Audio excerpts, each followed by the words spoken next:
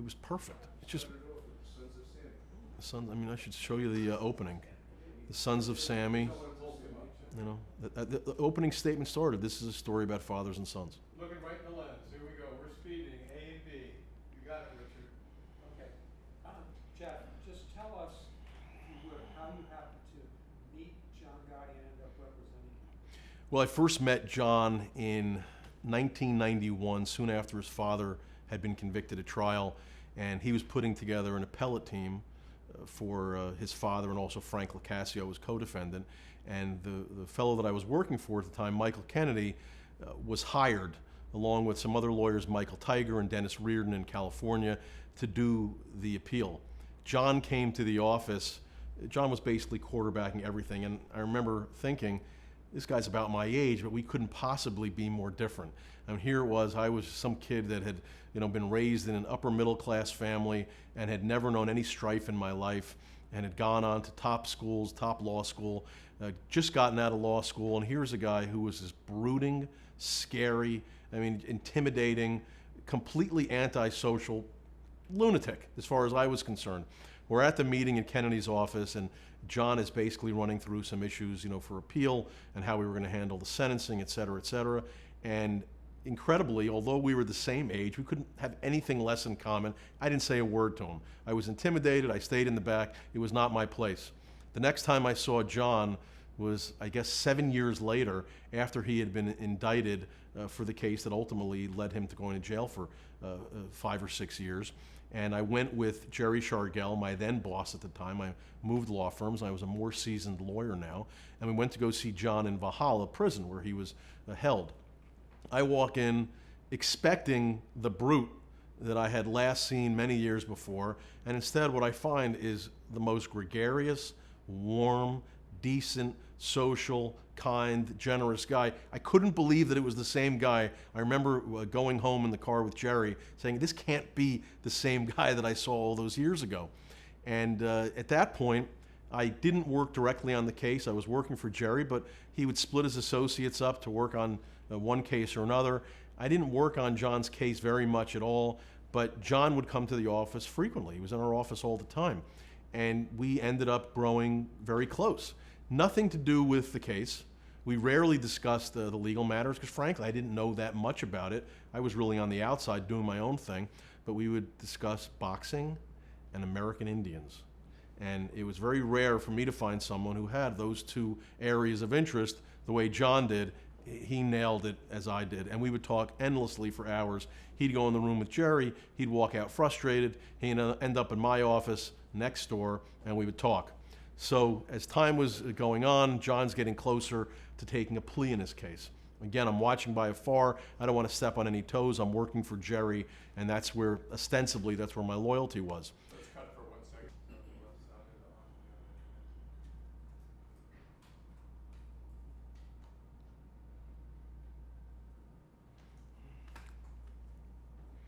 All right, you ready? Yeah. We're speeding. Okay, so let's pick it up where in Valhalla started. Looking right in the lens here. Well, as I said, John started coming to our office. He got out on bail in that case and started coming to our office and would spend many days up there with Jerry, with Jerry's other associate who was working on the case. And inevitably, he would gravitate towards my office because it was like a vacation for him. He didn't have to talk about the case, and he could talk to someone who actually had the same interests as him. And remember, we were the same exact age, and as I said, we couldn't have been more different on paper, but we connected instantaneously over our shared love of boxing and American Indians, which is not exactly the most common interests of the average 30-year-old or so. So we would spend many hours in my office talking, and John would occasionally come to me and say, look, I know you're not working on the case, but tell me your thoughts about this. And Jerry was obviously my boss and like my father, but you can't, with John, when you're talking to someone who's facing potentially a huge stretch of prison time ahead of him, you just have to tell them what you believe your truth is, because you just don't want to be in a position later on where someone's saying, how could you lead somebody astray? He would ask me questions. I was always honest. Finally, there was talk about a guilty plea in the case. Now, I knew, nothing about whether or not he should take a plea. I didn't know the strength of the evidence. He asked me to take a look at the guilty plea, which I did. And his main concern was, will I get indicted again? The only reason I would ever consider taking this plea, I'm a Gotti, we don't take pleas. The only way that I would even consider taking a plea is if I have a guarantee that I will not be indicted again, and this will be the end of the government dealing with me. He wanted coverage. That was the famous word. We talked about that month after month. Do I have coverage? I took a look at the plea agreement. It didn't take a rocket scientist to see that there were holes the size of the Lincoln Tunnel, and as I dutifully reported back to John, you will be indicted again. So if you take this deal, you will be indicted. So I'm not saying that it can't be bettered. I don't know that it can be. I don't know that it's even possible. Based on the document you handed me, you will be indicted again, because obviously the government wanted John. He then ended up taking the guilty plea, and before he took it, though, he was in my office, and I remember that office like it was yesterday. It was probably around 1998 or 1999. He's in my office, and he looks at me, and he says to me, if I ever get pinched again, I'm going to hire a lawyer like you, not one of these old guys who don't care about me. And Jerry loved John, but sometimes the dynamic just isn't there. He says, if I ever get pinched again, I'm going to hire someone like you who I know will fight to the end for me, not one of these other guys. So I took that with a grain of salt. And the next thing you know, John is in jail, 1999, 2000, 2001, 2002. All of a sudden, we start reading in Gangland, which was basically a Yenta site for mobsters and for FBI agents run by Jerry Capisi, where there's all these reports that John is going to be indicted again for the shooting, attempted murder of Curtis Sliwa, and other mafia-related things. We all, were shocked because we expected that there was coverage. And of course, that wasn't going to happen. I end up getting a call from John's sister, go see John in Raybrook. Now, I can't say that I was waiting for that call, because sometimes people say things to you that they may mean at the time, but this is now years later. Would he actually want to hire me to be his lawyer? I go up to Raybrook, see him. First thing he says to me is, remember that thing that I said to you in your office, that if I ever get pinched again? He's like, you're my lawyer. And I was overwhelmed. I was happy. I was terrified because this was a big step up from the work I had been doing. But at the same time, I knew, you know what? You're never going to get this chance again. This is the kind of business where if you don't take opportunity, grab it by the fucking throat and run with it, you're finished. So that was when I started representing John, and I would deal with the agents, I would deal with the government. We were expecting it to happen, and eventually, obviously, he ends up getting indicted the end of July 2004, 2 weeks, in fact, before my twin kids were born, 10 weeks prematurely. Wasn't that just weeks before he was supposed to be released from Raybrook? Yeah, he was nearing the end, but it was fairly obvious that the government was going to charge him again, and it was fairly obvious to me and everyone that was watching that they wanted to wring every drop of blood out of John. They wouldn't dare take a chance of starting the case when he had a chance to get out on bail after he was released, because obviously he'd be out just in the middle of August. They wanted to wait until the very end. They wanted to indict him so that he would be in jail at the time of the arraignment and at the time at the bail hearing. Obviously, we were in no position to make a bail request until after his underlying charge, the one that he was doing his time on, had run. So now, as you're looking at the package for bail, is this when you started to think about this idea that John had actually withdrawn? Can you explain how the genesis of the withdrawal? That had started months earlier during my visits to Raybrook. I would visit John with some regularity. I remember bringing my family there one time as well, and we would just talk about everything. When you're with John, you have to understand, you're not just talking about legal stuff. You're talking about everything. That's the kind of guy he is. He was not one of these people that want to sit down and immediately start whining about his legal case. He never was like that. He wasn't like that before he got indicted. He wasn't like that when he was facing the rest of his life in prison. So we would sit down and he would complain to me about the life that he had, that he was basically forced into, so to speak, by his father. He would complain that he didn't want it anymore. He hated these people. They would try to come visit him. He wouldn't visit them. He would send out messages, nobody come see me.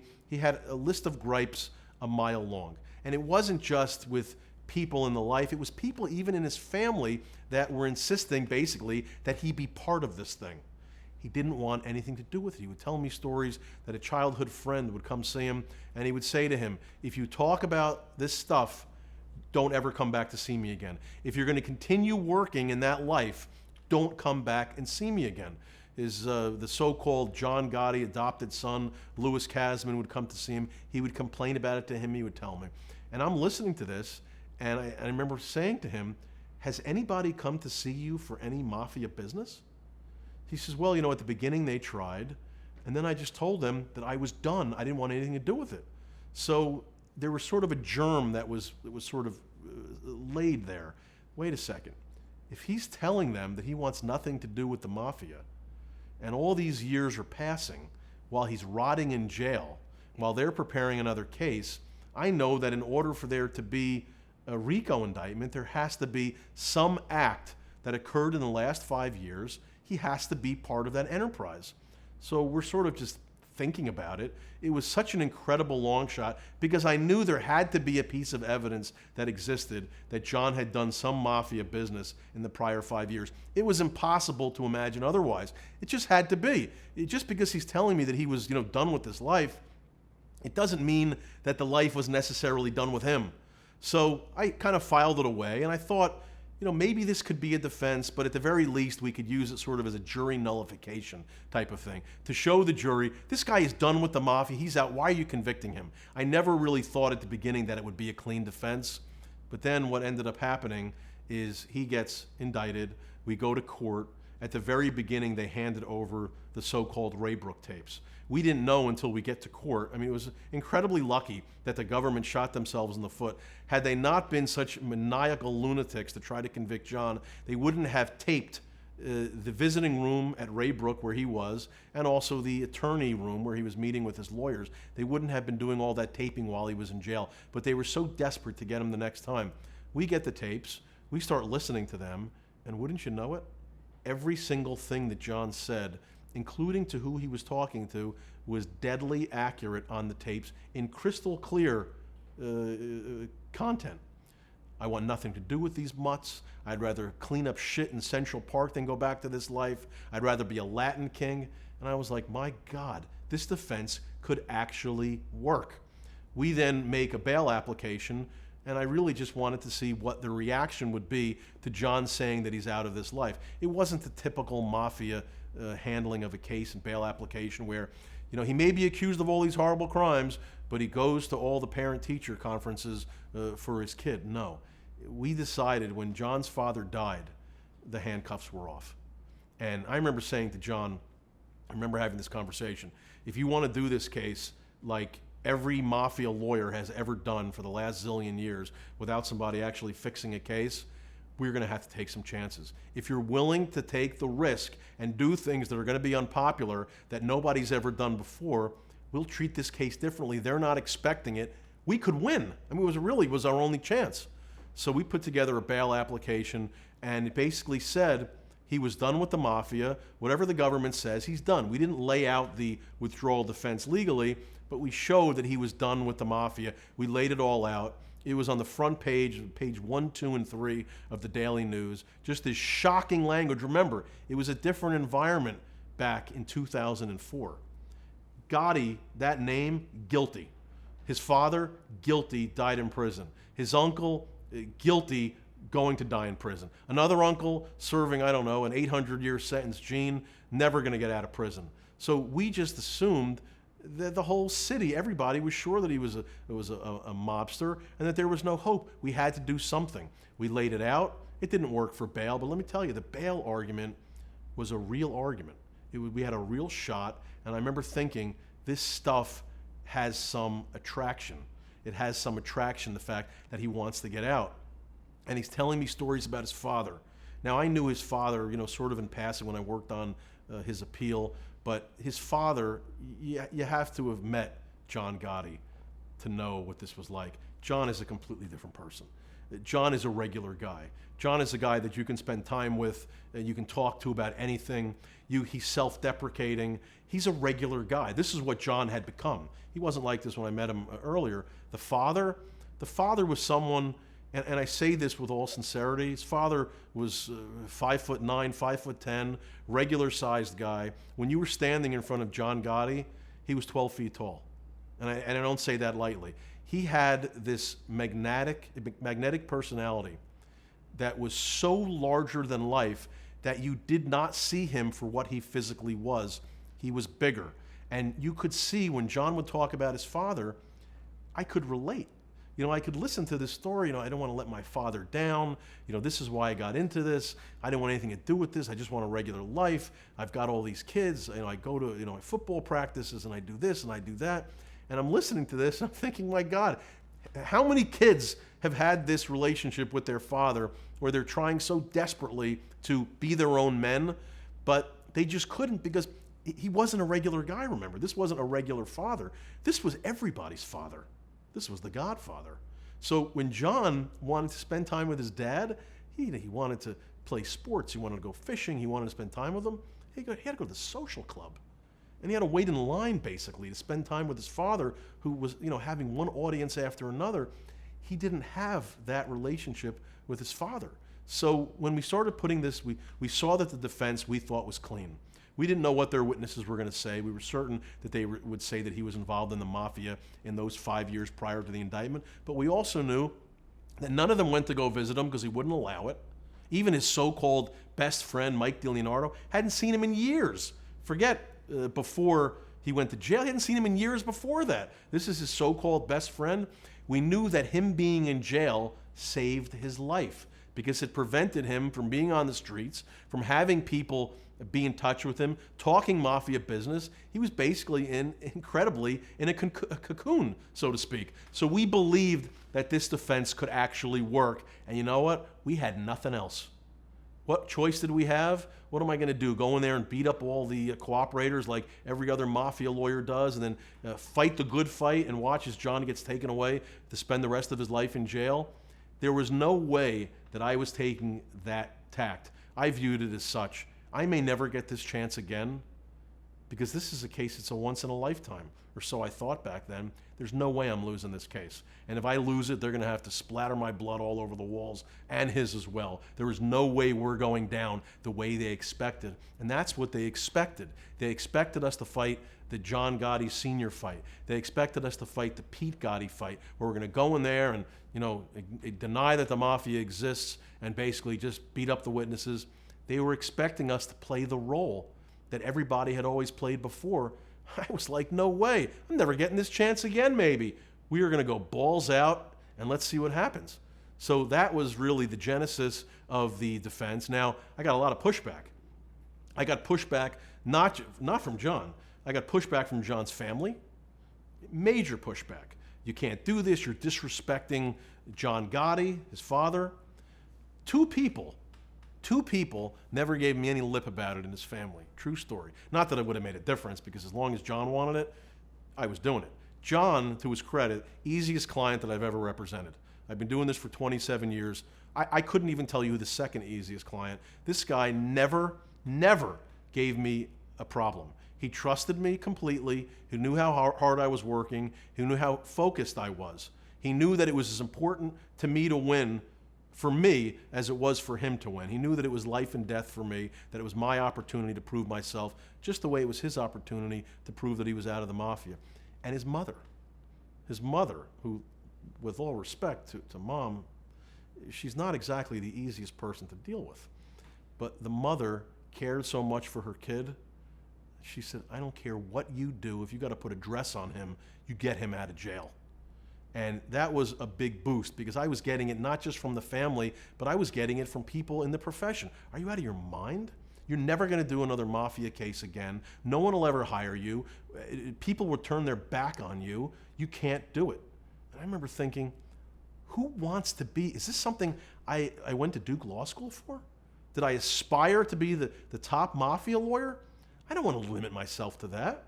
To me, John was a regular guy. It wasn't like I was representing the Don, where I was kissing his ring and going to social clubs and showing my respect. He was a regular guy. He was my age. All I wanted to do was win. I didn't care what bridge I burned. I didn't care who hated me after. I didn't care. And I've never cared. And that's really the way you want your lawyer to be, that there are no ulterior motives. John was so easy. He was like, this is the truth. Take the truth. Let's see if it works. It was the truth. It's not so often that you start a trial and you start laying stuff out in front of a jury and you're actually telling the truth as a defense lawyer. This was so easy that I remember sitting down and writing the opening. And sometimes openings are very difficult. Summations are very easy because you've had all the evidence that's already come out and you're basically just summarizing it and spinning it in your favor. The openings are much tougher because you've got to think of a theory. You've got to think of a theme. You've got to think of something that you're telling the jury, watch what I'm saying, listen and watch, and follow it the entire trial. If I'm lying to you now, convict them. And I took a lot of chances in that opening that I would never take in any other case. I haven't since then. I remember telling the jury about one of the witnesses, Frank Fapiano, who was a hugely important witness, and saying, he's going to testify first. You'll see him tomorrow. If you think he's telling the truth, because I remember, it was very hard to convince this jury that he was out of the mafia and that they should even consider acquitting him, so I had to take some chances. I remember saying, if you think that Frank Fapiano is telling the truth, stop listening for the rest of the trial, put in a guilty, convict him. Convict him right now. Convict him right now. If you think he's telling the truth, convict John Gotti and be done with this case. If you think he's lying, remember what I'm saying. They may all be lying. They're the ones that put them on the stand. And remember that this was a different time also. In 2005, now this is, everybody thought John Gotti was a mobster. It was a joke. There would be cartoons in the local tabloids about our defense, laughing. John would be in front of a jury. I swear I'm out of the mafia. And behind his back, there was a bloody axe that he had. You know, big joke, this defense. Everybody wanted to convict him. We could not find a single juror. We couldn't find a single juror in the pool that was willing to say that John might be innocent. That's how bad it was. We slapped this jury together, desperately trying to find people that would at least have an open mind. It was difficult to even find that. I was infuriated with the jury that we got. I didn't like any of it. Everybody was saying, we think he's a mobster, we think he's boss of the family, and yeah, I suppose we can keep an open mind. I remember complaining to Judge Shinlin, and she says, what do you want? You're saying that he withdrew from the mafia. You're saying that he was in the mafia. Of course the jury's going to think he's guilty. So, you know, it was a little bit nerve-wracking because we had obviously taken some chances. We had drawn some lines in the sand. And then the trial is about to start. We're getting ready to start the opening statement. And I look over and I see number 3, a young woman, maybe mid-20s, is sobbing in the jury box. And I'm like, well, I knew this was coming. And I said, Judge, number 3 is crying. Maybe you'd want to give her, you know, a little questioning. Brings number 3 over and says, young lady, what's the problem? And she's sobbing and says, I'm afraid I'm going to get axed. Axed, not whacked. She knew enough about the mafia to know that she was going to get killed. She just didn't know the proper terminology on how to describe how she'd get killed. So I said to the judge, you've got to get rid of her. You know, if you don't get rid of her, I'm going to start crying. She got rid of number 3, and away we went with a jury that was prepared to convict him immediately. 23 days later of trial, John Gotti was done. He walked out of jail. Let me ask you one thing.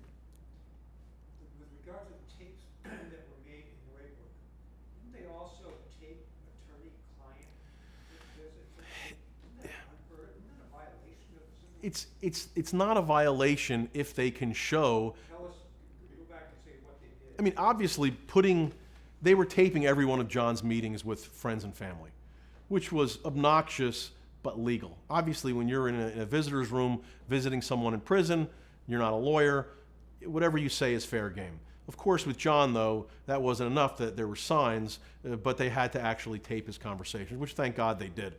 But it wasn't enough for John.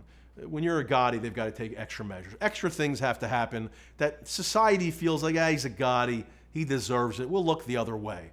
That's how it was back for John. So they were taping, unbeknownst to me, they had a microphone in the ceiling of the attorney-client room in Raybrook prison where he was. Now, I didn't learn about this until the first day of the case. We come in, John is arraigned, and the government says, Mr. Richie Raybach, who was working on the case with me at the time, we have him on tape. He was discussing all sorts of bad things with John, illegal things, and we're going to move to disqualify him. He's a witness in the case. I remember turning to Raybach and saying, what did you do? How could you do that? I mean, you had to know what you were dealing with here, that this was the type of case where the government was willing to do anything. And I immediately said to the judge, well, did they tape me as well? And the judge made them divulge they had not. Why?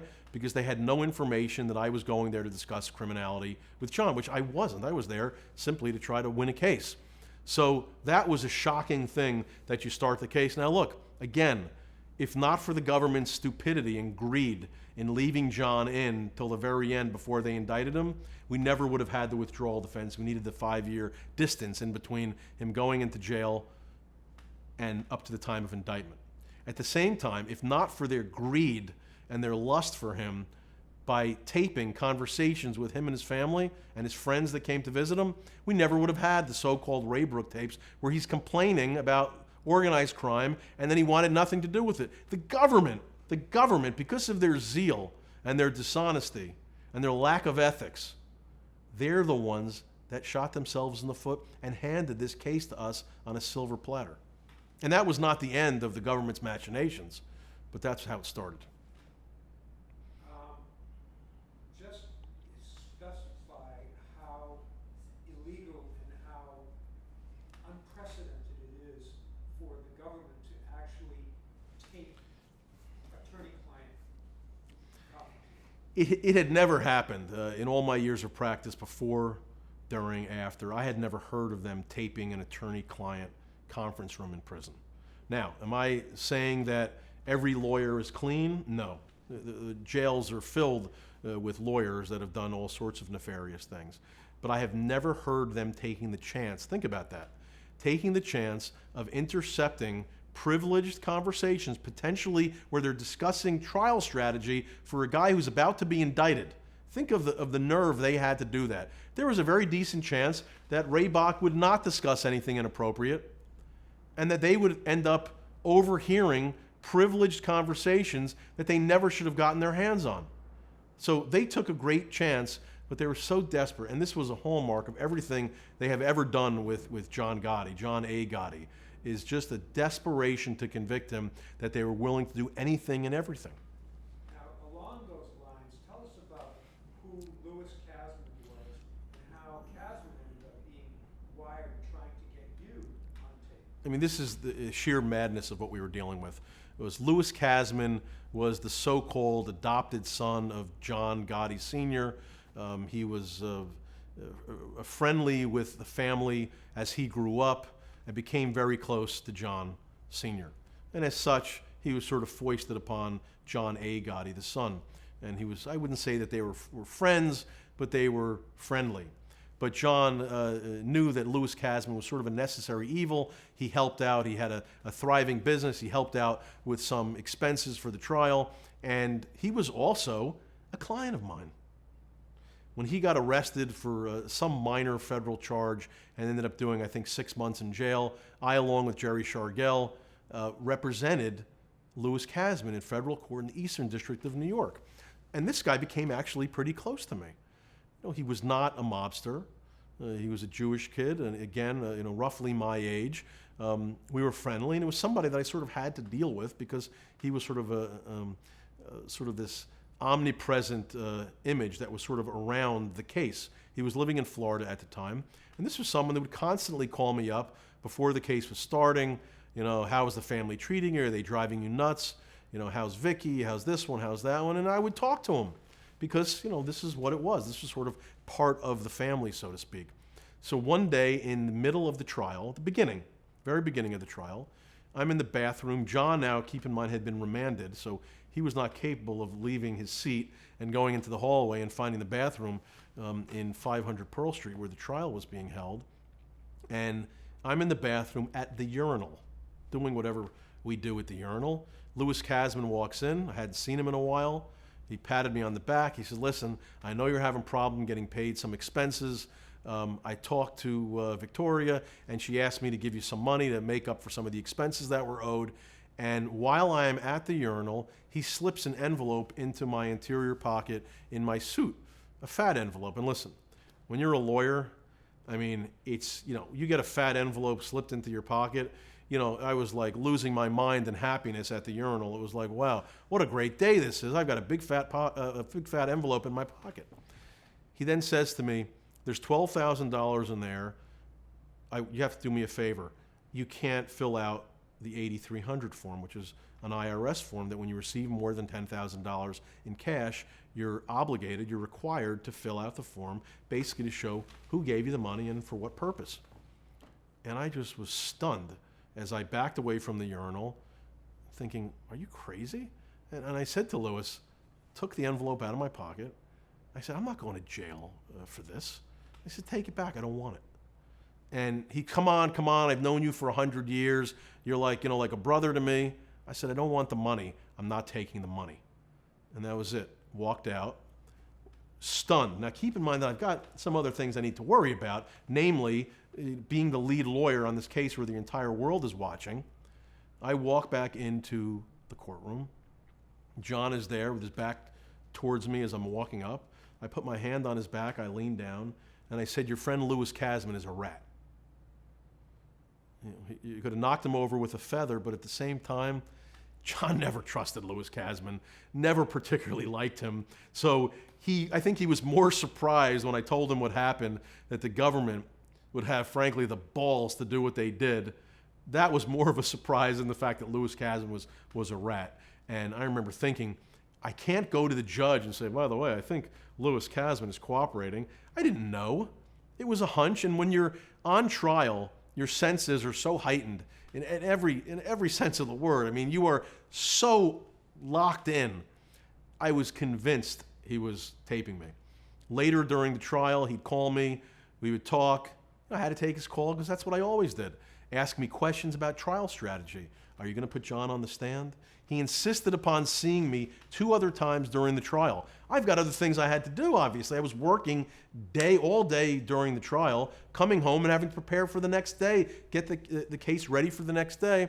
I had to see him on the weekend. I had to see him one time after court in a bar by the courthouse, and he's asking me very pointed questions about strategy, which I found, frankly, stunning to me. I knew that he was taping me, and I could not believe that the government was basically asking him, their agent, this was the government in front of me, asking me what I was planning on doing in John's case. Would I put him on the stand? They were so desperate to learn what we were doing next because, frankly, they couldn't handle anything. They were shocked at everything we were doing. So, of course, naturally, I told Louis the complete opposite of what we were planning to do. And he was so excited that he got this information. And it wasn't for years later, I get a phone call from another lawyer. He's like, you're not going to believe this. Are you sitting down? I'm like, what's that?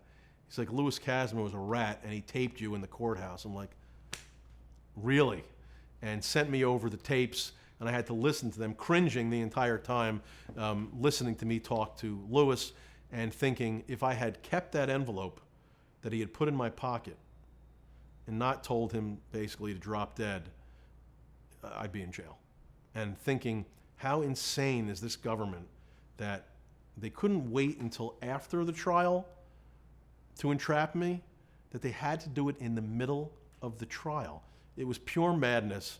And I remember years later, I was with Shira Shinlin, the judge, in her chambers at the time. I went to visit her, and she had no idea. I mean, she wasn't a big reader of the New York Post and the Daily News, where it was, front page story that he had cooperated against me, and told her and said, this is what the government did. She just was completely blown away. She's like, I just cannot believe it, but I can believe it. And Shira Shinlin was the one who was the judge on John's trials.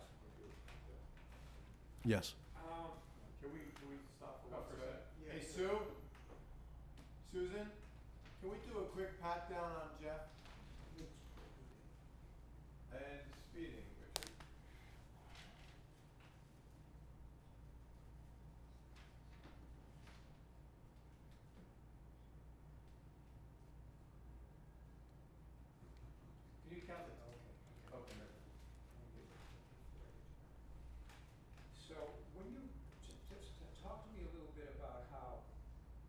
your opening statement to the jury, when you said this is a story about fathers and sons, and tell us about how sons of Sammy and how, give us that whole theme, how the theme of the trial became this father-son story. Look right here. Well, you're not going to win a case like this unless you have a large hook. You know, this was the Gotti case. He was guilty before we even started. This was a formality to get to a conviction. We had to do something what I felt was just different, was extraordinary, was risky. And it ended up, the way it fell was obviously we were going to be claiming that he had withdrawn from the mafia with protests of his father in place. And he was basically having to fight his father's legacy and what his father wanted. At the same time, Sammy Gravano, who had backstabbed his own father and led to his father dying in prison, all of his acolytes, the people that were close to Sammy when they were all out on the street together, wouldn't you know it, one after another became cooperators against John. It was incredible that the father, John's father, Sammy Gravano, had this relationship, and Sammy Gravano's metaphorical children were doing the same thing to John Gotti's son as well. And it's, when you write out these themes, it's got to be powerful for a jury. It's got to be not complex. It's got to be something that grabs them by the throat and does not let go. And as I've said, writing an opening statement can be very, very difficult unless you have something that really works. And this just flowed from my fingertips. I wrote John's opening statement, 95% of it in one sitting. Without lifting my head, without looking at a piece of evidence, I just wrote it. And I have it in my office right now, the original first version.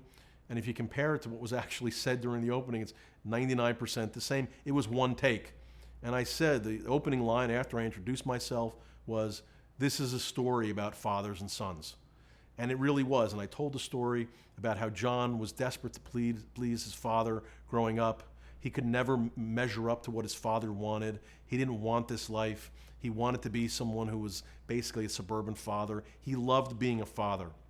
He loved going to sports practice with his kids. He loved doing the parent-teacher conferences. Keep in mind, I remember John, while he was in prison, while I'm representing him before the trial, we did a parent-teacher conference from Raybrook while he was in prison on the phone.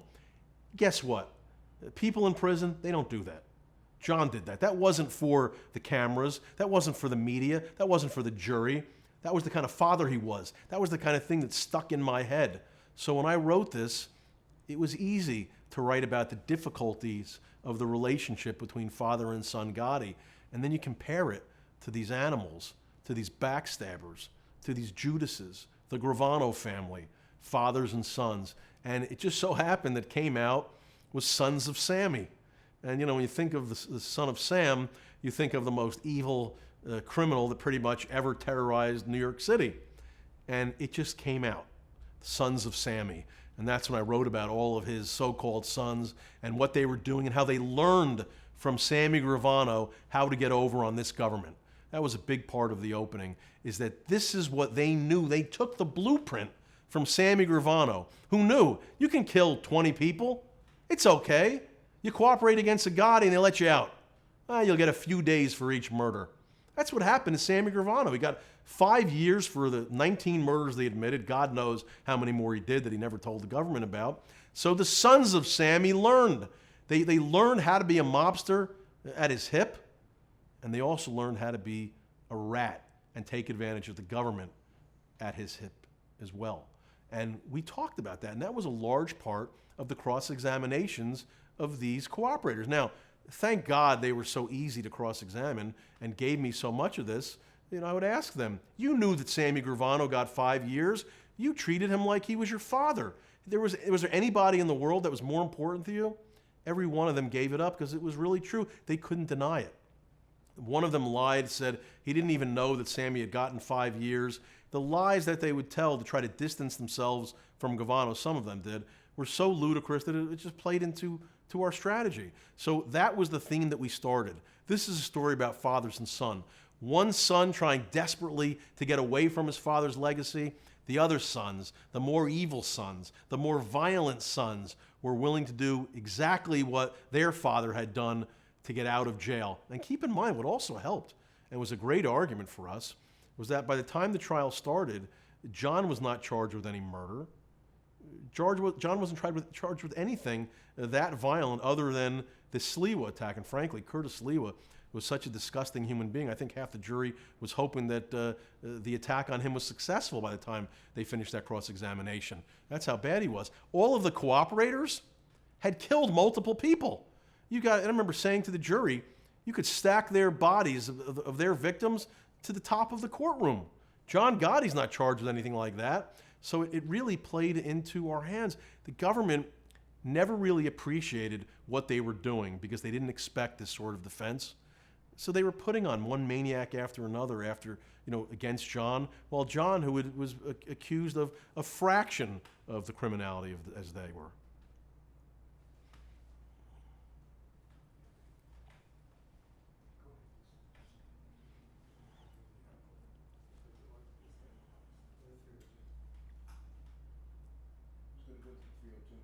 Hmm?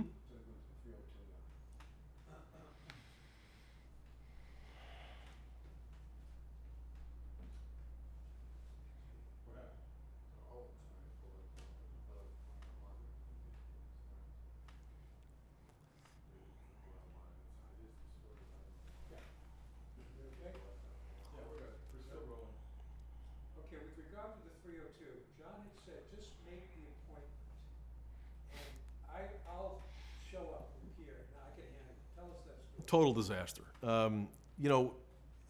I like to consider myself proudly as a control freak. Every detail I like to have control over. I don't like to leave things to chance when I step inside a courtroom.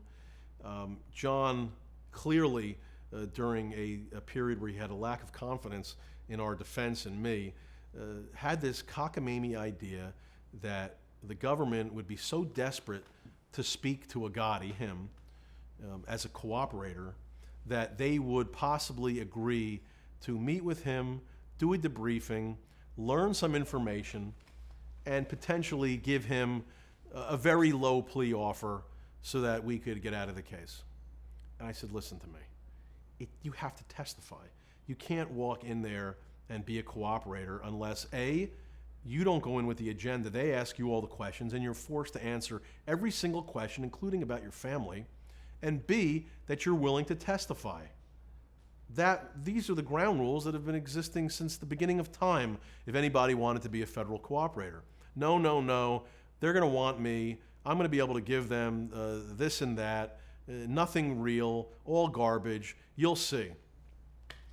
I said to him, you're making the biggest mistake. This is a huge mistake. I mean, it could not have been more obvious that this was a disaster. And my initial reaction, I spoke to Mark Furnish, who was my partner on the case, and I said, look, we didn't get hired to do this case to cooperate John Gotti.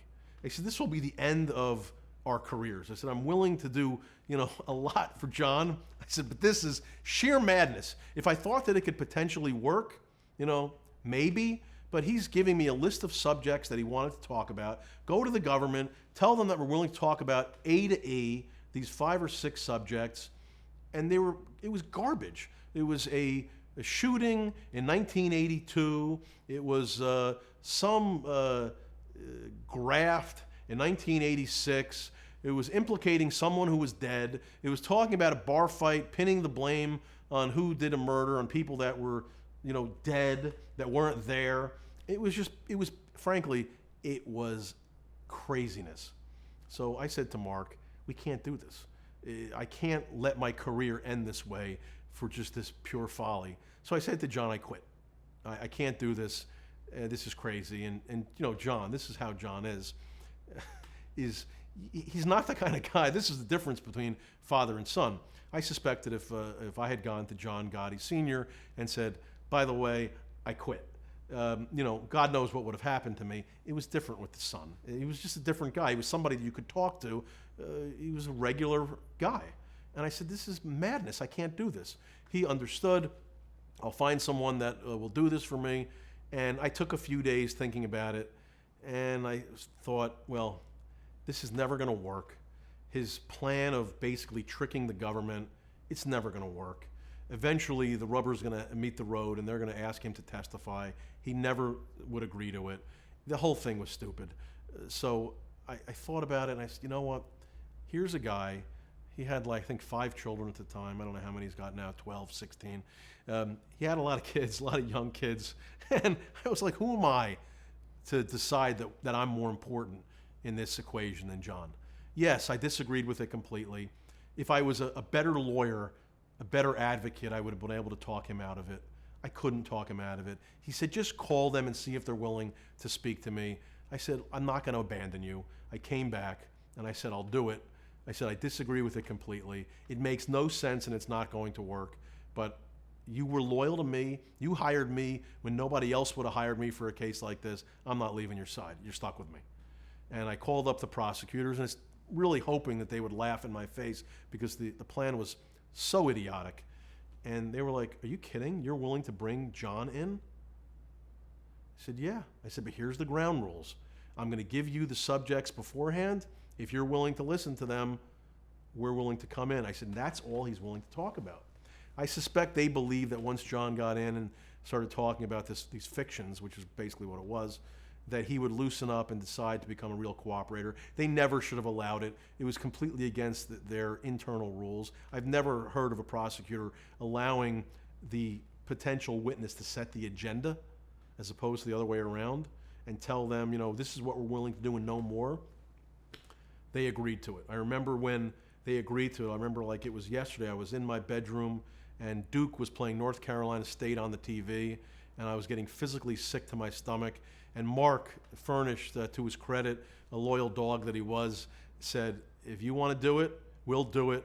We wouldn't let anybody else on the team do it and know about it. That was it. We were gonna take the bullets. We knew this was going to end badly. I remember thinking, this is never going to work out. We're going to have this proffer that's going to be reduced to writing, and somewhere along the line, some idiot is going to leak this, and I'm going to be the one held responsible. And I felt, again, you know what? That's all right. I'll have to survive. I'll get over it. He trusted me. I'm going to trust him. Maybe I shouldn't have. I did. And we went into the debriefing. I wouldn't say that it was an utter debacle. I would say that it was mostly a debacle. They were basically just like, well, what else do you have? And I'm like, that's all he's talking about. You know, none of it made any sense. And as we walked out, I asked for a minute alone with John, and I was like, what just happened? What did we do? This was so stupid. This isn't going to work. This isn't going to work. And John, John is a persuasive guy. In another life, he would have been a very good defense lawyer. John is the kind of guy that can convince you that the sky is green. But John, the sky is blue. I'm looking at it right now. No, the sky's green. Trust me, the sky is green. And he was like, don't worry about it, brother. I got this covered. This is going to work out just fine. And I'm like, it's really not. It's really not. And in my mind, all I'm thinking of is I've wasted 2 weeks of my life with this garbage that I know isn't going to work. I really need to get back to my cross-examinations because I'm going to trial in this case. So the government talked to me on the phone a couple more times. They're like, well, the stuff that he gave us, it's really nothing. And I'm like, yeah. I'm like, well, is he willing to talk about this thing and that thing and this crime? I'm like, no. Is he willing to testify? No. And they said, well, we can't use him. I said, I get it. I said, so are we done with this now? They're like, of course we're done with it. So I went back to John and said, well, that was a failure. So can we get back to working on the case? And that was really the beginning, middle, and end of it.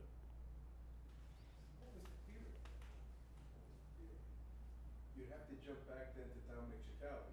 And Basciano meeting, Dominic Cicali said that John, Gotti, myself, and Vinny Basciano hatched a plan in the MCC that we were going to go for what's called an innocence proffer. It was going to be our fallback alibi that we're not in the mafia anymore, that you got the wrong guys here, and we couldn't have went in if we had spoken to the government, even to shake their hand and hello it. So that's what Dominic Cicali testified in the last trial. You saw the testimony. He said that was really the plan. That was the scheme. Okay? So the government went from basically throwing myself under a bus, Jeff under a bus, Mark under a bus, and saying these guys are trying to be rats. Then they abandoned that. In the last trial, they put Chicali on the stand to say that the real plan was he's still in the life. How do we know he's still in the life? This innocence thing. We're going to bring you Dominic Chicali, who's going to tell you how it all came about. He and Vinny Basciano, who's the acting boss of the Bonanno family, hatched the plan in the bullpen of the MCC. And what they were going to do is they were going to vote for what's called an innocence proffer. And at the innocence proffer, they were going to extricate themselves from these crimes and say we can't be involved. Which I never even heard about. The ultimate irony, of course, was the fact that I was representing Dominic Cicali before he flipped after John's first trial. And Dominic Cicali, I had to leave the case. Dominic Cicali couldn't pay me and ends up flipping. Not only flips against me, flips against all of his friends, flips against John, goes into the witness protection program. And years later, I'm sitting in my office, the phone rings, and my secretary says, Dominic Cicali's on the phone. I'm like, what? Pick up the phone, it's Dominic, he's getting ready to leave jail, you know, in a secret location he's at. And he says, listen, I know you represent all these rappers, which I did, The Game, Fat Joe, a few others, and I want to become a rapper when I get out of jail. I want you to represent me. I'm like, are you aware that you cooperated against me and against John? And, you know, you really could have ruined my life. This is the selfishness and the stupidity of the typical government cooperator. I was like, no. Letter after letter I'd received from Dominic Cicali. I'm like, I'm not your lawyer. I'm not your lawyer. Letter after letter, can you help me? Can you do this? Can you do that? I'm like, you cooperated against me. No. Tell us the results of the trial, what the jury came in with. Well, you know, there was, as I said, there was 23 trial days. I don't know how many cooperators I had, 6, 7, 8, whatever it was. I felt that every single day that we had at trial was a win for us. I also knew that we had to win every day. We couldn't have a single bad day for John because I knew that the momentum was so on top of us to start that we had to hit them hard at the beginning and we had to hit them repeatedly until the bell rang. I mean, that was really, it was a boxing metaphor, and that's really how I felt. My cross-examinations were highly aggressive. It wasn't like a slow, you know, getting into the cross, you know, how are you, sir? The first question was designed to punch them in the face. The very first question, every single cross-examination I did in that trial did not start out with niceties. It was, you are a liar, and we're going to show how you lied. Because I wanted to get them back in their seats when it started. I wanted the jury to be shocked. So after 2, 3 weeks, 4 weeks of this, we felt that we had a pretty damn good shot that the jury could actually believe that he was out of the mafia. The summation went well, and now the jury is out. And my summation lasted 3, 4 hours. I didn't take a break. I sweated through my entire suit. It was like dripping.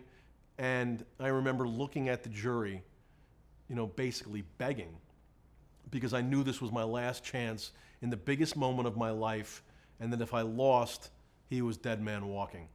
And I remember looking at them at the end, at the very end of this 3, 4 hour summation, and getting right in their faces and saying, you know that they lied. You saw me show you that they were lying. You know that their case is built on garbage. You know these people are violent liars. You have doubt. You have some reasonable doubt. You have to get past the name Gotti. You have to hold on to that reasonable doubt. You're going to go into that jury room, and there are going to be people on this jury, and they are going to say, he's a Gotti. Let's convict him. Let's get done. We've wasted enough time of our lives on this case. And I said, you have got to hold on to that reasonable doubt, because it could be you in that chair next. It could be you next. It could be your father, your brother, your mother, your sister, someone you care about. It could be you next, where they use this garbage against your loved one. Go back in that room, and no matter how bad it looks, hold on to your reasonable doubt like grim death. Never let go. And I got right into every one of their faces. Every one of them. My nose was 3, 4 inches away from them, and I implored them, and I begged, and I felt something back from the jury.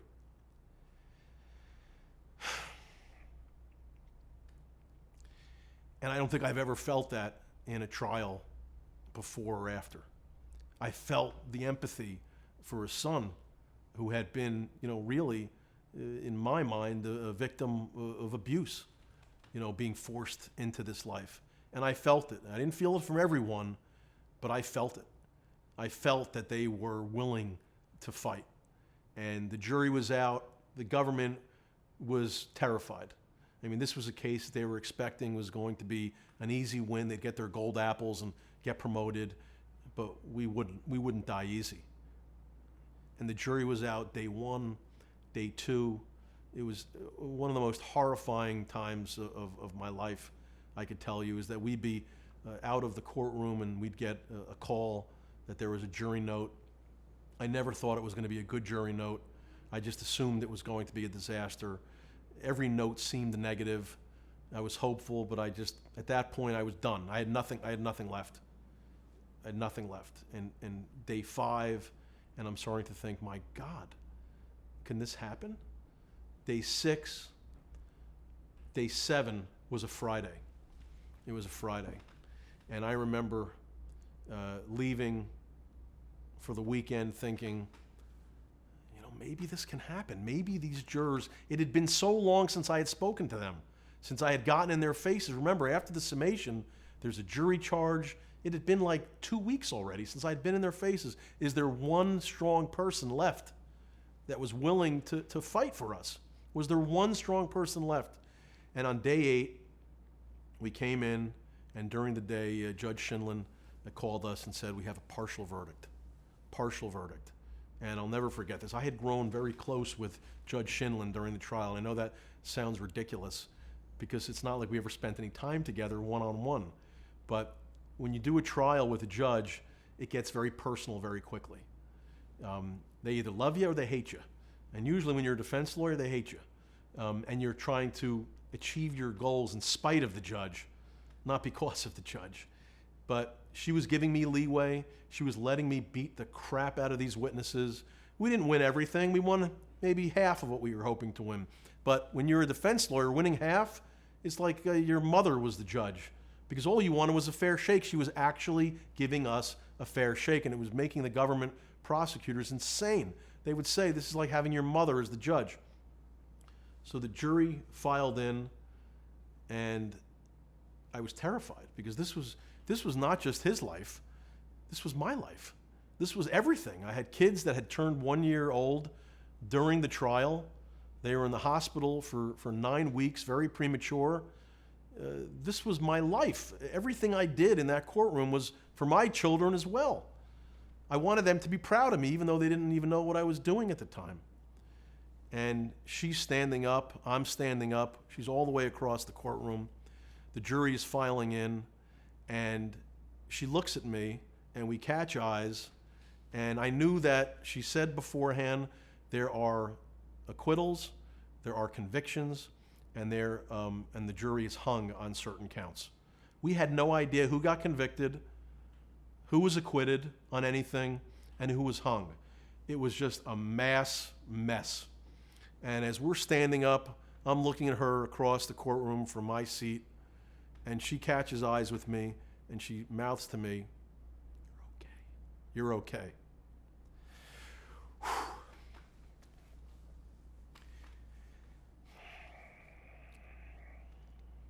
You could have knocked me over with a feather.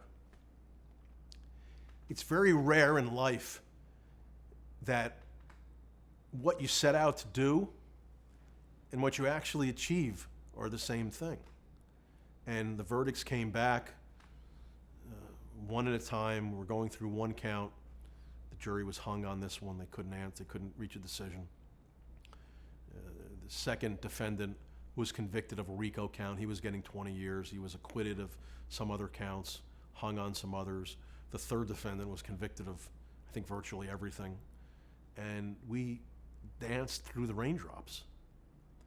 It was hung jury, no verdict, acquittal, and it was just stunning. The place went nuts. It was like something that in my mind I was ready for, because I really believed it was going to happen. But when it actually happens, Man, there's nothing like it. And the judge, the government was terrified. They were terrified because they didn't know, with 2 acquittals, keep in mind we had gotten 2 acquittals. They just presumed that the jury was 11-1 for acquittal, 10-2. They had no idea.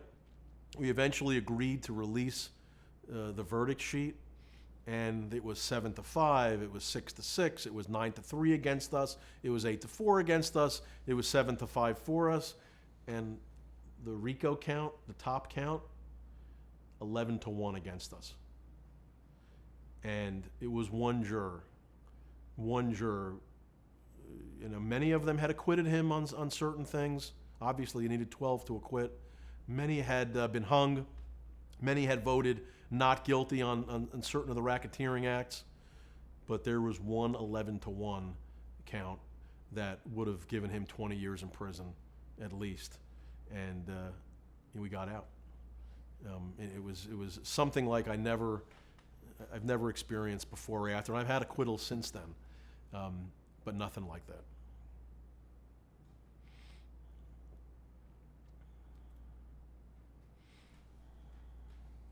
If John had become a cooperator and gone in and profited, what do you believe the government would have done for John? They would have done anything. I mean, that was clear. I mean, it was pathetic in a way that they were saying, just bring him in. We will give him anything. You know, we will let him out of jail. Promises they don't make cooperators. They were willing to do anything for him. If he would have cooperated, I could have. They basically told me that we'll get him released on bail immediately, and he'll never go back in. And you know, my feeling, first of all, I knew that it would never work because, you know, this stubborn mule, he was never going to cooperate. I wasn't going to be the lawyer that was going to cooperate him. I knew he would never do it. But I was disgusted in a way because I'm thinking they've gone after this guy in the most disgusting manner possible. And all of a sudden, this guy who is the worst person in the world, John Gotti, the worst person that ever lived, all of a sudden we tell them that we would want to cooperate. And this is like, you know, we're talking to, like, you know, Pope John Paul II, the way they're treating him. Oh, what a wonderful guy. Can't wait to see you. Whatever you need. He'll get out on bail immediately. A wink, and he won't go back in again. It's like, how could you treat him? He hasn't changed. And that was how they treat their cooperators. And you could see it in all the bail motions that their cooperators had made before they became cooperators. The same prosecutors who were John's prosecutors would say to the judge, this is the most evil person that ever lived. He'd kill without a moment's hesitation. He can't be trusted. He's a liar. Everything in his bail application is a lie. Hang on a second. Phone call. He's cooperating. This is the most honest witness. He would never tell a lie. You can trust him. You can put your life in his hands. And I'm thinking, these people are so disgusting. They're so morally bankrupt. I'm the bad guy? He's the bad guy? John? We're not the bad guys. They're the bad guys. And I remember saying that to the jury in the summation. I said, look at these violent maniacs that they're about to unleash on the world. I said, if you're ever in the parking lot of the Piggly Wiggly and you back up your car and you have a fender bender with some guy behind you, watch out. If it's Mikey Scars that gets out of the car, he's going to kill you. Because that's what the government was unleashing on society, just to get John, a guy who they didn't accuse of any murders. Let me ask you this. The government, and to this day, FBI agents that we've interviewed say that John Jr. now never left. That was all a big ruse, that he and his father were play acting, that he never left, and that he can't get involved. How do you respond to that? It's sour grapes, utter lying bullshit. Absolute lies from dishonest people. I can tell you this, after John's case, I can't tell you how many mobsters wanted nothing to do with me for other cases because I dared to talk about withdrawal from the mafia, that it was against old school rules.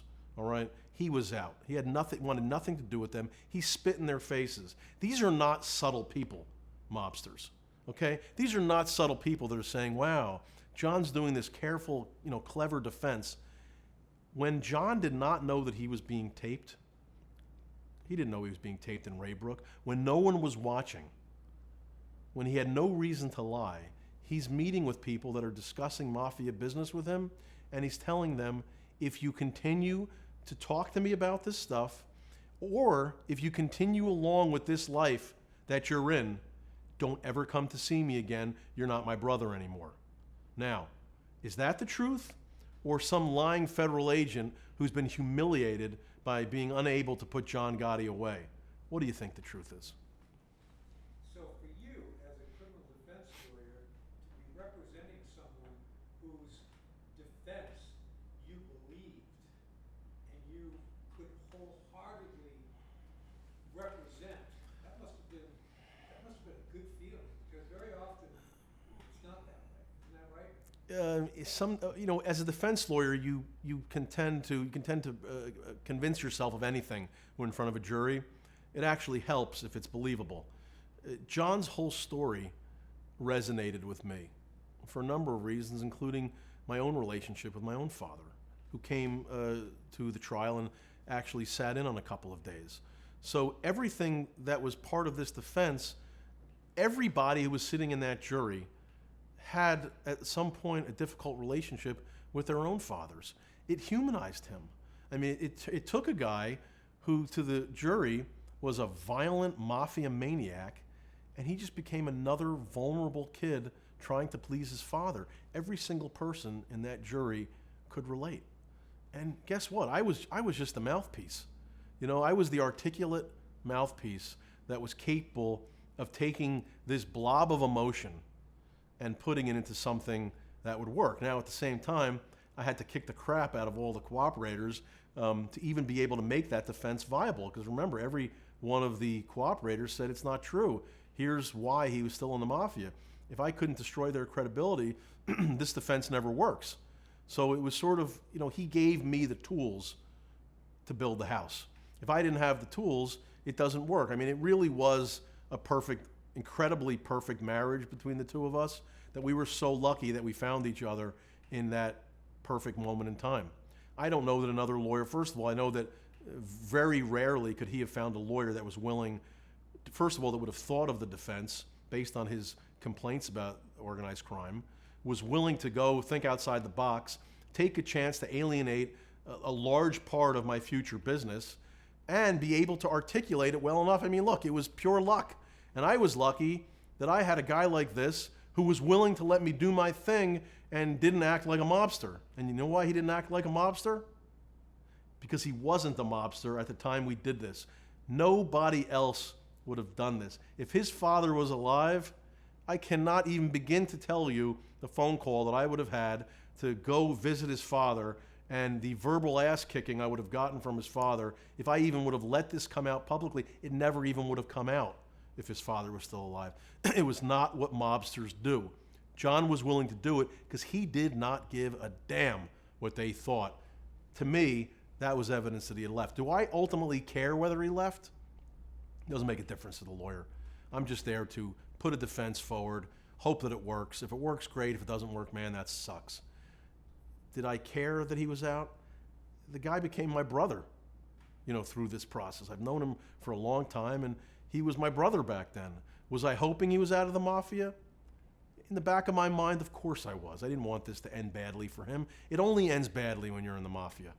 It's really true what they say. You either die in jail or you get killed in the streets. There's nothing positive about this life. There was no romance to it. He was smart enough to see it, and he was smart enough to let me run with it.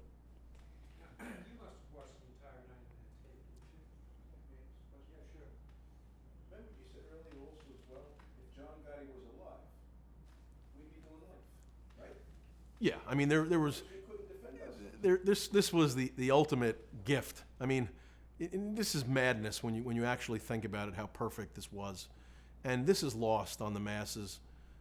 But if John Gotti, John's father, had not died in prison, and he was not an old man when John had his trial in 2005, contracted cancer and died, horrible death in prison. If John had not died at the time he had, if he was sick, if he was on his deathbed, first of all, the father we never even have gotten to first base discussing this. But I know the son. The son would have never done it to humiliate his father while he was alive. I don't care if his father was on morphine all day, in and out of a coma. He would not have disrespected his father if his father was alive. We never would have done this defense. What would have been the result? I would have gone in there, I would have kicked the crap out of all the cooperators, and we would have been convicted on day 2. John would have gotten a functional life in prison, and as many of the lawyers the week before the trial started sent me emails and called me, wishing me good luck, not a single person said to me, you can win this case. Every one of them said the same thing. All you have to do is fight hard, and people will hire you forever. You can't win the case. You can win the case, and that's the reason why people hate lawyers. That's reason 612 out of 10,000 is lawyers are lazy. Lawyers are unwilling to take chances. We knew with his father gone, the handcuffs were off, all of us. And he found a lawyer who was not a longtime mafia lawyer who felt that he had to go to the dinners and go to the social clubs and watch all the rules of the mafia and respect. Fuck that. We just wanted to win, man. We just wanted to win. We just wanted to win. And to anybody who complained about our defense, and I heard it a long time, I said, why don't you go in jail and you do the time for him? We're getting him out. I'm sure you watched the entire 90-minute tape of John's visit with his father. The extraordinary thing to me about that visit is that at a certain point his father changes. You can see that his father is feeling what his son is saying. And you actually get the feeling that Senior is basically saying, look, John, this is your life. You got to do what you feel. John told us that a tape existed. And I remember because I was not working on his prior case. But I remember the difficulty getting John to Marion, where his father was, to have a visit. This is how crazy it was. Before John was willing to take that guilty plea in the case, he had to go visit his father. And it took some maneuvering by the government to allow him to get him into that prison. I mean, this is a guy that was under indictment. A guy under indictment is usually not allowed to go visit a guy who's doing a life sentence in jail. So they said, fine, you want to visit him? You can visit him, but we're going to tape the entire, again, government shooting themselves in the foot, part 212. We're going to tape the whole thing. So John tells me about this visit, and he's telling me, recounting it to me, and frankly, I'm like, okay, if you say so. It's too perfect, the way he's describing it. He says, and by the way, there's a video. I said, what? Tells me the circumstances. We asked the government, they have no video. We don't know what you're talking about. We press it. Guess what? There's a video. So we get the disc, and I'm expecting the worst. Because you have to expect the worst. When you're doing a Gotti trial, you prepare for the best, and you fully expect the worst, because the worst is coming. I'm watching this, and it is the most heart-tugging visit. His father, older man, not well, not the John Gotti that I remembered, but he's still John. He's still this giant of a man, and John is not the John that I knew. He's slumped, he's defeated, he's humiliated, and he's in front of his father, and he's trying. I'd never seen him like this before or since, and he's trying to convince his father, because he didn't feel strongly about it, that this is what I got to do. They're going to get me out of this, and I'll never have to go in again. I don't want to have happen to me what happened to you. And the father just does not want to hear it, and the bravado is still there. You're a Gotti. We don't take deals. We don't take any guilty pleas. We don't do nothing. We fight to the end, and that's what you got to do. This is horrible. And John is just slumped over, and I'm thinking, my God, it was like you were eavesdropping in on the most uncomfortable conversation between a father and his son. And when you're a Gotti, part of being a Gotti is that you have a very high level before you get embarrassed. because you don't have the luxury of being embarrassed or being humiliated. You just have to fight, otherwise you're dead. And I'm looking at this tape, and remember, John is in jail. So when I first saw it, I saw it in my office. And I'm watching this thinking, my God, everything he said, it's true. He's basically pleading with his father to be released. He's pleading with his father to be his own man and make a decision. His father is, as it turns, humiliating him, chastising him, correcting him, and finally, as you said, there was like a slight pivot. I wouldn't say that it was extreme, because it wasn't. And it's really something, again, you need to be a son or a father to really catch it. The father finally just says, you know what, John?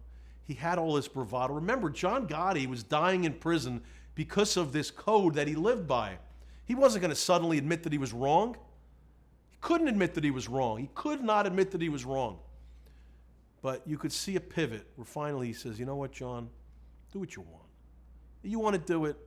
He couldn't help but give him a couple of slaps while he was saying it. You want to do it, you go ahead and do it. You're wrong. You're going to end up just like me. They get their hands on you. You're never going to get out. Once you go in, and he was right, that they wouldn't ever let go of him and that they would never let him out. And sure enough, they charged him before he was finishing his sentence. He says, you'll never get out, but you do what you want. And while he was trying to dissuade him, he released him. Now, I am convinced that that was completely lost on the jury, that part of it, the releasing him. But what was so powerful, what was so perfect for our defense, remember, we had the Raybrook tapes that, of course, we weren't allowed to use, the judge wouldn't let us use them, that I believed would have been overwhelming proof of John withdrawing from the mafia. The government, if you can believe, taped John in Raybrook and then fought to prevent us from putting their tapes into the trial because they helped us.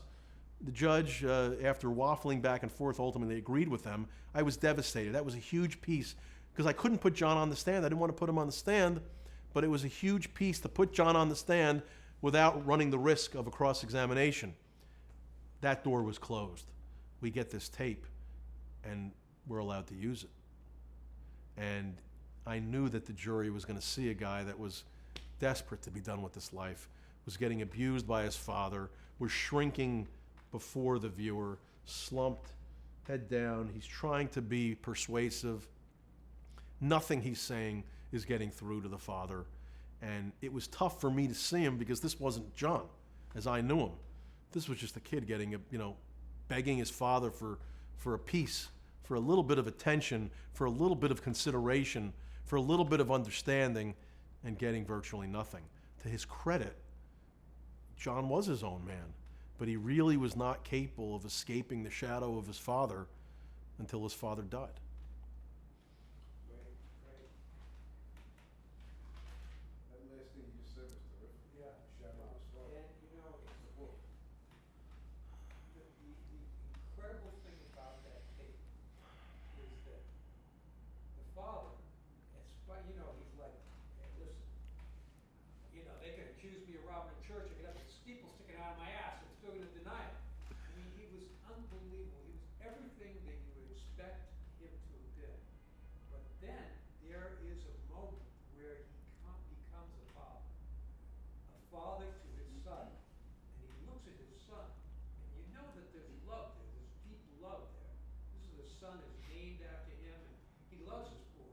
And you know that this is a very bright, intelligent man who something's ringing on his head. He's thinking, my God, this boy has got to make his own life. This. I was so moved by that tape. The hardest part of it all was really, the hardest part was, it wasn't so much to confront him and say, look, you're concerned with the family. There's a lowercase and an uppercase F in family, okay? But we have children, you left grandkids behind that I'm responsible for. And I was prepared to go in there and confront him and look him in the eye and say, this is how I feel. Until I saw him. I saw him because what I loved and embraced, and I saw his disfigurement, I saw what happened, I saw this is a man fighting for his life. And I think I was more upset about seeing my father looking the way he looked than giving him that message. Because when I saw him, it changed everything. Once I saw my father, it just changed everything. Listen, my chest was broad, and I was ready to go in and say, look, look. Quite frankly, it's your way. You're gonna go out your way, and you'll be applauded maybe 100 years from now for it. But it didn't work so well for the rest of us. Well, it was hard. You know, you could see it in the tape that whatever plans you had in going in there, once you saw your father, who you hadn't seen in a long time, once you saw your father, it all went out the window. And if you remember, Jeff, it reversed. Because when Richie says when he's coming over and now he sees his son, I turn around and say, now I'm fighting the case. I went to the phone, I called Jerry, we're fighting. That's it, I'm done, we're fighting. Until 2 months later, in that conversation with my daughter, that really said, look, I gotta try to give him the pound of flesh, damage control. He's got it wrong, I got it right. I'll be home in 7 years, and this I can raise these kids. He's got it wrong. And you know what? The whole time, I'm talking to you in the office, the whole time, over the plea, Jeff, what do you think about this plea? John, there's a lot of holes here, there's a lot of holes on it. I kept going in my head. Once you get in, and I'll let you back out. Once you get in, and I'll let you back out. So I was going to pull back, not take the plea. Then Jerry said, I'll go on the record. And what I'll do on the record, John, will establish everything and will clarify everything. Yeah. And, you know, even Charlie Ogletree agreed with you. Charles said, look, I see some holes here, I see flaws here. Jerry says, I'll take care of it. So the point was that I was, with Jerry's support, Jerry's a legend. With Jerry's support, with Jerry's words, I was okay. Then as soon as they started banging those drums again, my father's kept echoing through my head. Once they get you in, you're never getting out.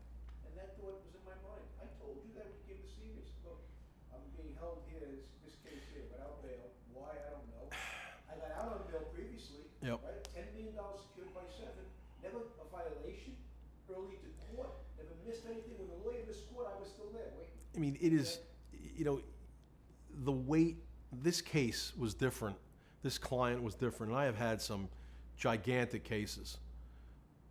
The way the government treated him, it just was a different feel. It was a different feel. You just felt that all the rules that were in place didn't apply anymore to John, that there's normal zeal would be multiplied times 100, that they would never give any room to him to do anything, be reasonable in any kind of manner, that it was just he had to die in prison. There were too many people that needed to make a career off of John's back. And when he went into prison, you know, I knew he was going to be indicted again. I think I hoped that there was no other bad potential conduct out there that they could indict him for. I was wrong, obviously.